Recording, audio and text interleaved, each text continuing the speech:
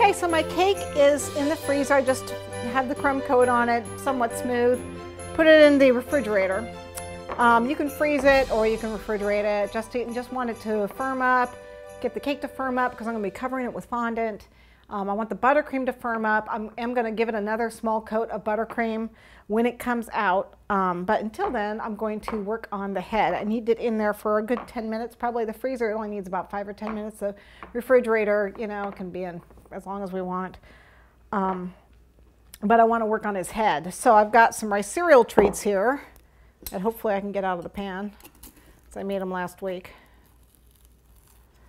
If you ever have problems with your rice cereal treats, in other words, if these like maybe end up being too stiff, I can always microwave them for a couple seconds to soften them up. But I actually prefer them to be a little on the stiff side because that way they'll hold their shape. Okay, so we really kind of want them firm. We don't want them dry, but when you make Rice Krispies fresh, you know, you've got to let them sit. You can't start molding them into something because they're too hot. You've got to let them cool down. So I made mine last week. We're going to make a head out of this. So I'm going to grab, you can freeform it, or you can grab your mold, which is what I'm going to do. Got my mold here.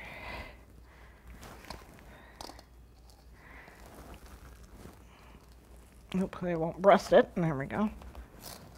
Get it in there.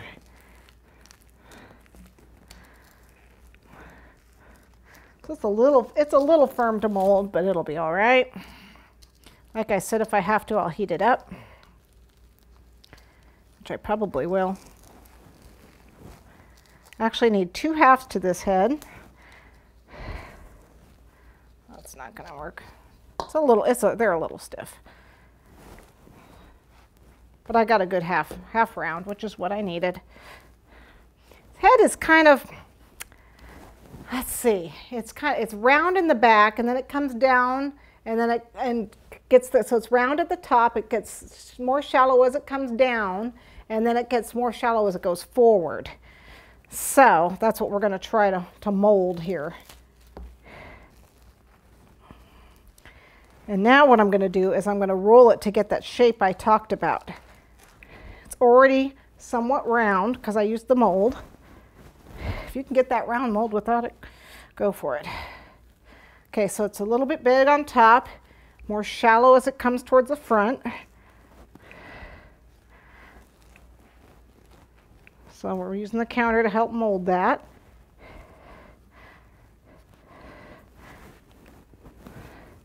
So you're going to get it, pinch it in here in the front.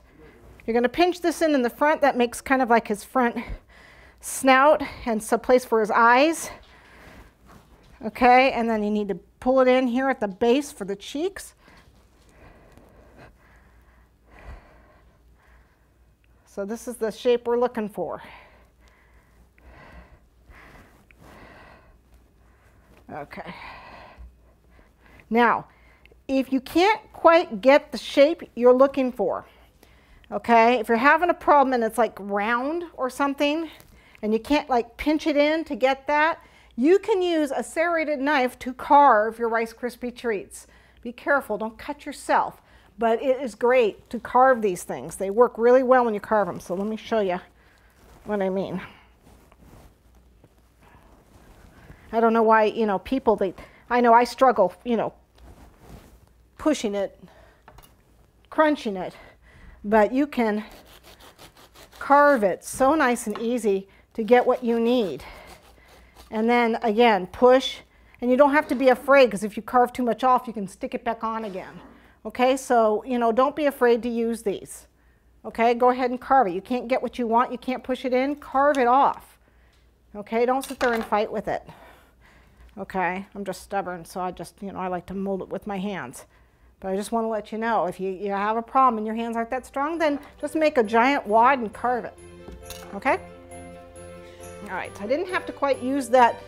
That's a 7 by 11 inch pan. It's just one recipe of rice cereal treat. Okay, but I do need to make his feet.